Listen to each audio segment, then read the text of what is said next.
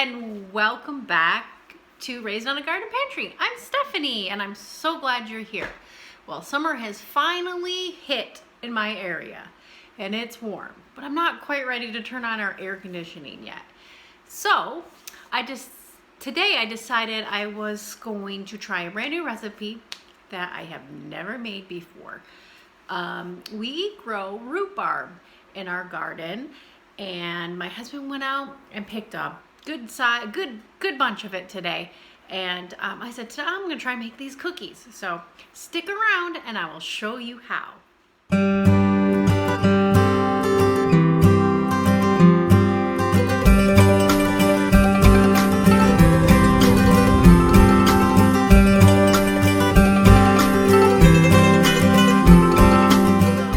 With it being so warm, I really don't, and it is 4 o'clock in the afternoon here, and I just do not want to turn on my oven.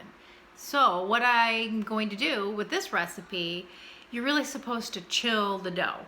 So I'm going to get it all prepped and all prepared, and in the morning, I'm going to bake them off, and we'll try them in the morning. So let's get started.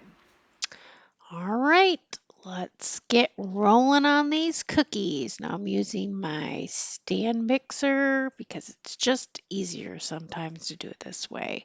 So I'm just creaming the butter and the sugar together, and I just added an egg. And all the ingredients in the recipe I will leave down in the description box, or a link for you to go to the website where I got these at. Now these were really good cookies, and we're just mixing them up. Now I chopped up that rhubarb earlier, kind of in a fine dice, and put that in the mixer. Now next I'm going to get the cookie sheets out and portion them out on each cookie sheet here. Now, this recipe made 24 cookies, and it was really sticky dough. I would suggest putting a little more flour in the dough because they were super sticky, like super sticky.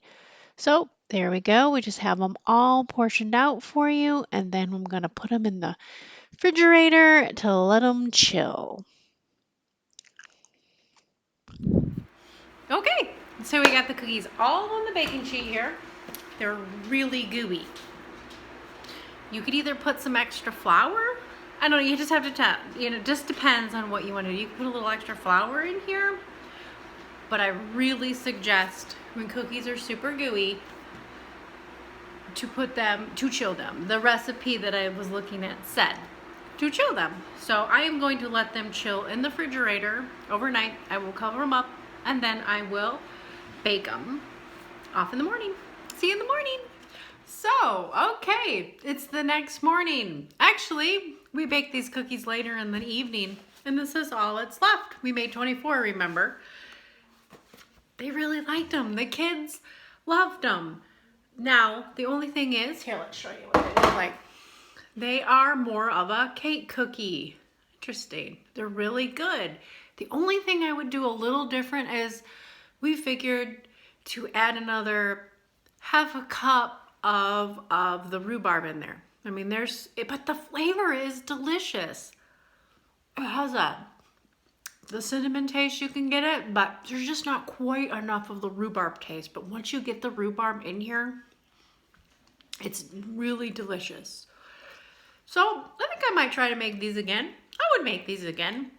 And they're really good. So give them a try. If you have some extra rhubarb, and they were really good. I was surprised. Okay, our next rhubarb recipe is rhubarb bars. And here we are creaming the butter and the flour together. Probably some sugar in there too.